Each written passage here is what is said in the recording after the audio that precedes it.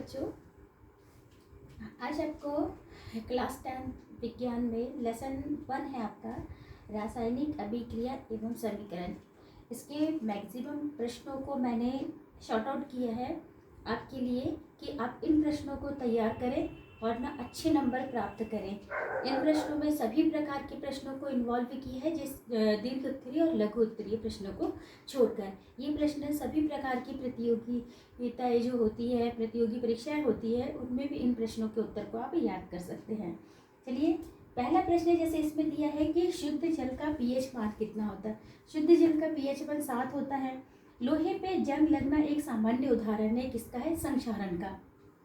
वे अभिक्रियाएं जिसमें ऊर्जा मुक्त होती है उसे ऊष्माक्षेपी अभिक्रियाएं कहते हैं। और जस्ट इसका अपोजिट एक और प्रश्न दिया है कि वे अभिक्रियाएं जिसमें ऊर्जा अवशोषित होती है उसे ऊष्माशोषी अभिक्रियाएं कहते हैं।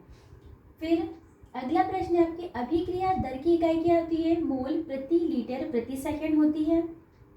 भौतिक परिवर्तन नहीं है एलपीजी का दहन। ये प्रश्न अक्सर बोर्ड की परीक्षा में पूछा जाता है।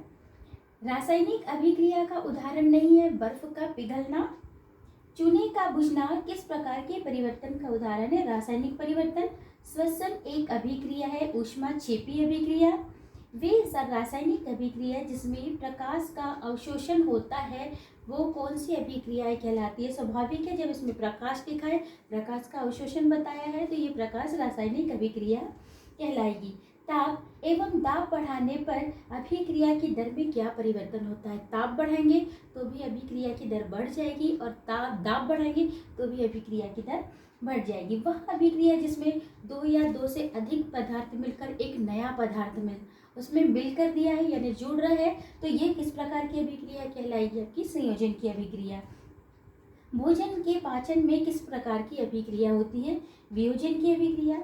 ऐसे पदार्थ जो रासायनिक अभिक्रिया के फलस्वरूप प्राप्त होते हैं उनको हम उत्पाद या क्रियाफल कहते हैं। अभिक्रिया की गति को प्रभावित करने वाले कारक कौन से हैं? ये 2 या 3 नंबर का प्रश्न पूछा जाता है परीक्षा में। ताप, सांद्रण, उत्प्रेरक और अभिकारकों की प्रकृति। अभिकारकों या उत्पाद का जल में विलयन क्या कहलाता है? ये जलीय विलयन। बिना बुझे चूने का रासायनिक सूत्र CaO।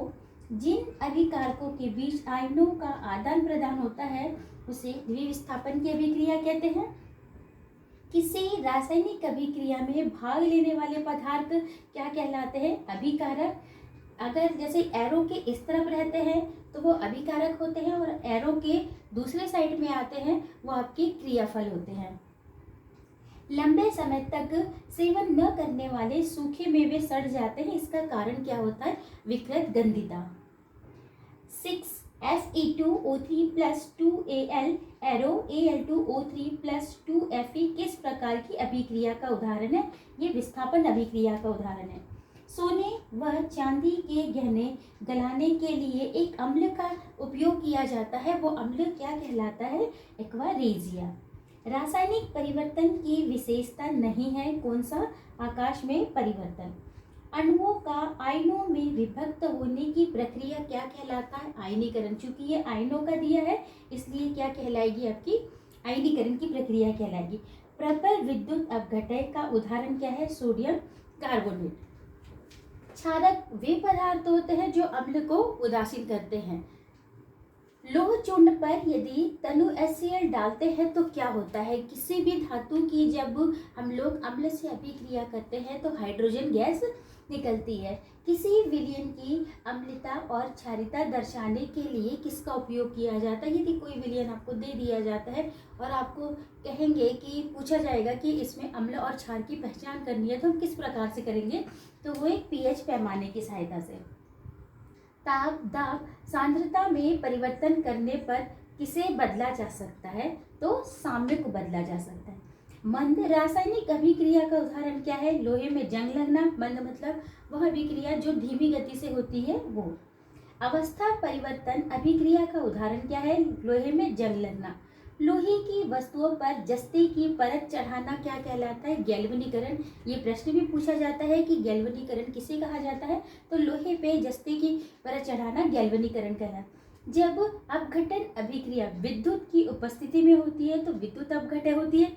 जैसे प्रकाश की उपस्थिति में हुई थी तो वो प्रकाश रासायनिक अभिक्रिया कहलाती है। विद्युत की उपस्थिति में है तो विद्युत अपघटन।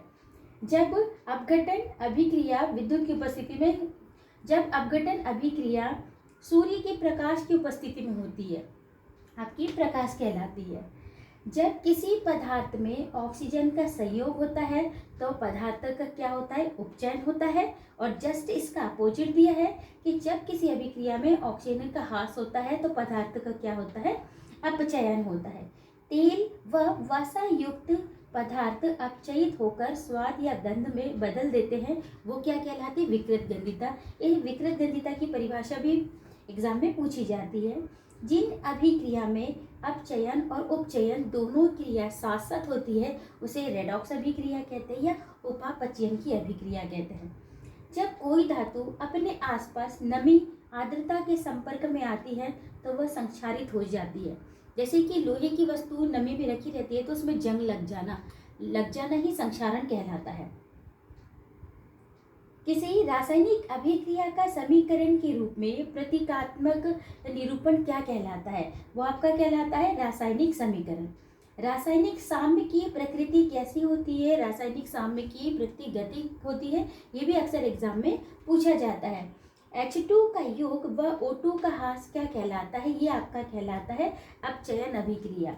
अभी इतने क्वेश्चंस को अभी ये प्रिपेयर किया है। नेक्स्ट वाले वीडियो में मैं आपको लघु उत्तरीय प्रश्नों को समझाऊंगी जो परीक्षा में आने की संभावना है। तब तक थैंक यू।